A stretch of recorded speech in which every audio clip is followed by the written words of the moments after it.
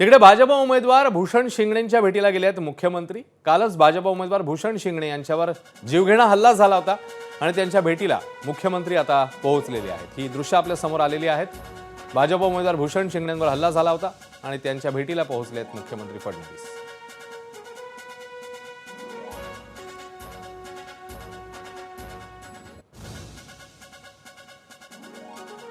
ताजी अपडेट घेऊया रजत वशिष्ठ यांच्याकडनं।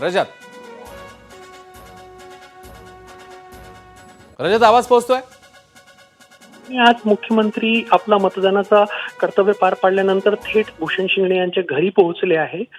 ही फक्त एका भाजप नेत्याची आपल्या कार्यकर्त्यासोबत पदाधिकाऱ्यासोबतची भेट नाही आहे, तर भूषण शिंगणे मुख्यमंत्री देवेंद्र फडणवीस यांचे मित्र सुद्धा आहे।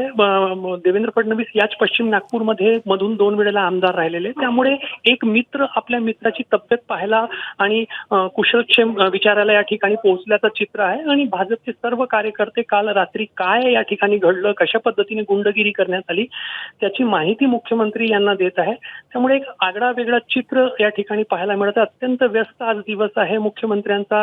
राज्यभरात मतदान होत असताना राज्याचे प्रमुख म्हणून आणि भाजपचे प्रमुख नेते म्हणून त्यांना अनेक ठिकाणी लक्ष ठेवायचं आहे। मात्र आपलं मतदानाचं कर्तव्य पार पाडल्यानंतर ते सर्वात आधी आपल्या मित्राची तब्येत विचारायला त्याच्या घरी पोहोचले। धन्यवाद रजत या सगळ्या सविस्तर माहितीबद्दल।